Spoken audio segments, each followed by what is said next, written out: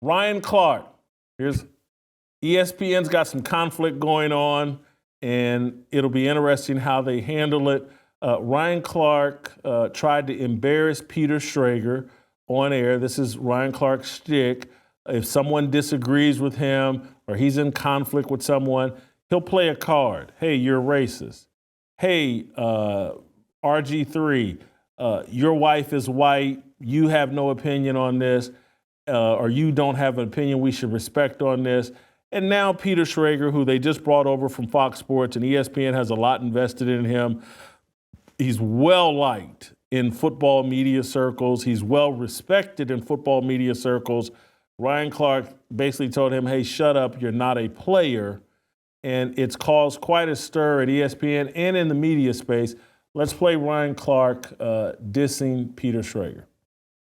When was the one target? I'm saying you could have it both ways. 54 seconds left in the game on 2nd and 11. It was the one target. He runs the out route. You wake up this morning saying A.J. Brown had a better day than CeeDee Lamb? But you know what you wake up saying, though? A.J. Brown's team is 1-0. Of course. Right, like that's what I get it. But the thing is this, though, and we shouldn't do this on TV. And so I apologize if people think this is rude.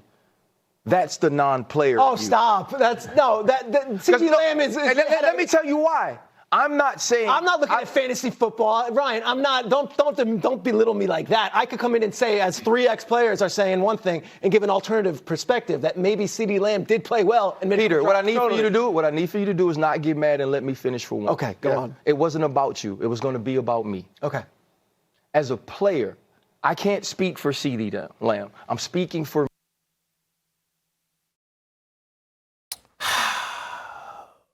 Ryan Clark, based on all the reporting that I'm seeing, from Awful Announcing to maybe it was Front Office Sports that reported that Ryan Clark and Peter Schrager, that the fight continued off air. And I think Ryan Clark even tweeted out that he tweeted out an apology in the middle of live streaming, I think, Friday night's football game between the Chiefs and the Chargers. Ryan Clark tweeted out an apology. It's not much of an apology, in my opinion, because of when he did it and how he did it while live streaming a football game or live tweeting a football game. It's a forced apology, but I think his job may finally be on the line, that ESPN is going to have to acknowledge they can't have this guy sitting out here race baiting and embarrassing their other employees and basically gatekeeping. If you want to look at a classic example of a gatekeeper, an overseer, someone that's sitting out there thinking it's their job to police everyone else's thoughts. And I can hear people, critics of mine now, hey, isn't that what you do, Jason? And what I do, and I allow people to do with me, is I disagree with people and explain why I disagree with them. And generally speaking, I police them along biblical lines, like when people say things, do things that violate my biblical worldview, and while also claiming to be Christians. Yes, I do call them out and blah, blah. But this whole deal of like Peter Schrager can't talk, has nothing to offer because he's not a player, it's finally pushed ESPN too far, where I think they're either going to have to suspend or fire him. And it's given, because Peter Schrager is so well liked, it's actually given people the courage to publicly criticize Ryan Clark when they should have been doing this long ago. TJ, your thoughts? Well, I'm proud of Peter Schrager. We could have had another one of these incidents, and he did not react like the guy that we just saw. So it was nice to see that. I also found it hilarious what you're talking about. Ryan Clark is live tweeting in between a batted balls, man. He says, he gives his apology, and then literally 1 minute later, he says, Justin Reed's absence being felt in these pressure zones. He obviously does not care. Okay, he had that. Perhaps he had it scheduled. I have no idea how you end up doing that.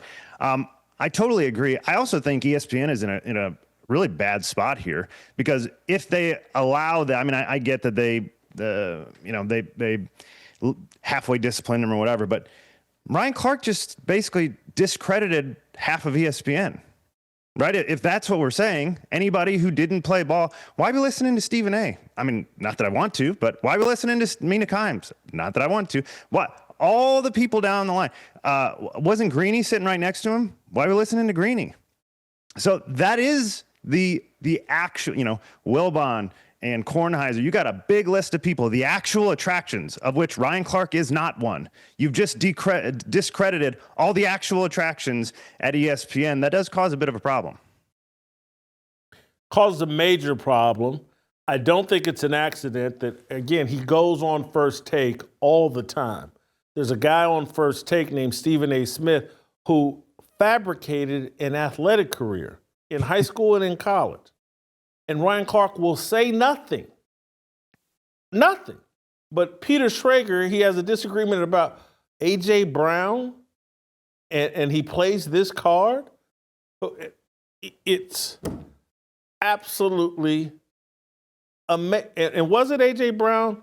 Yeah, it was A.J. Brown. Yeah, that he was, and C.D. Lamb. It was a debate about those two and who had the better grade. It's absolutely amazing. Here's Ryan Clark's apology. Today, I had an interaction with my colleague, Peter Schrager, both on and off air, that I regret. I have apologized to Peter and taken accountability with ESPN leadership. I value working with Peter and look forward to this season.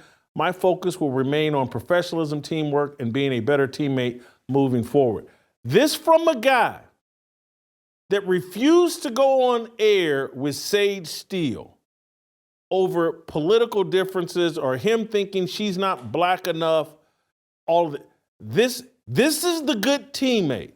This is the guy that ESPN must give second, third, and fourth chance. The guy that went after RG3, and I'm not even a big RG3 supporter. Everybody knows that.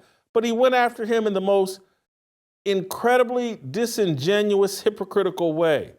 Well, you got a white wife. And then hey, well, Ryan, you got a half-white baby from a full white woman, but RG3 is the bridge too far. This is his logic is so illogical and or racist, which it can both, and or racist, that, well, you can have a baby by a white woman, but you best damn not marry him or we're throwing you out of the black race. This is the guy ESPN wants on air representing them. If I don't know what you have to do if you're a black leftist to get fired, or if you're a leftist to get fired at ESPN. But Ryan Clark seems to have crossed a major line here, and probably, what ESPN tends to do is, hey, we'll just let the contract run out on you. Because it's just like with Joy Taylor over at Fox Sports. They knew they were done with Joy Taylor long ago. They just let the contract run out. Maybe that's their plan for Ryan Clark. Maybe so. What's interesting is I was trying to figure, and I went back and listened, and his reason for doing this is stupid.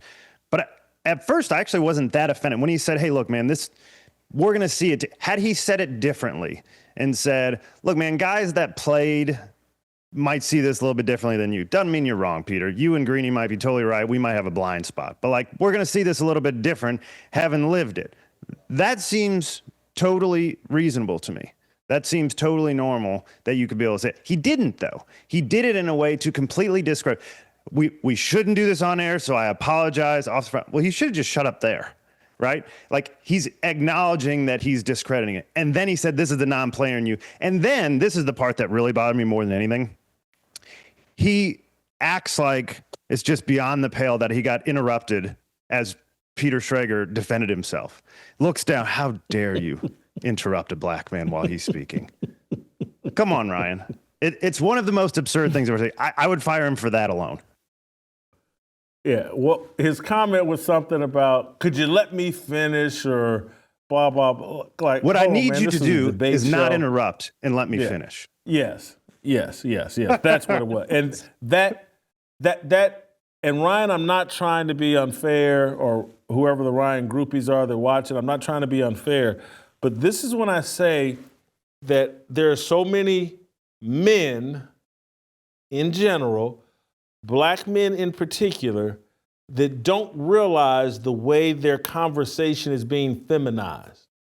Because what Ryan Clark just did there is what you're saying. He just basically said, be quiet, a black woman is talking. Mm-hmm. And so he might as well put on one of those T-shirts. Don't you understand who I am? I'm Ryan Clark. Mm-hmm. I'm talking. How dare you speak while I'm talking? This is, it was really talk to the hand. And so, yes. This is how perhaps women in Ryan Clark's life are talking to him, telling him to talk to the hand. And so he's going to try it out on Peter Schrager. But guys, the most robust masculine thing you can do is invite disagreement, have disagreement with people you do and don't respect, and treat them in a respectable fashion while making a superior point. That's what men do. That's what used to happen in this country. We'd have knockdown, drag-out arguments with people to figure out what the true best idea is and best position is. Instead, now we have entitled people, because my skin color is this, and because I played football this, you need to pipe down and let me talk to the hand. It's not the look you think it is, Ryan Clark. I think that's all I want to say on this. If you enjoyed that video, be sure to hit the like button and subscribe so you never miss a moment of Fearless.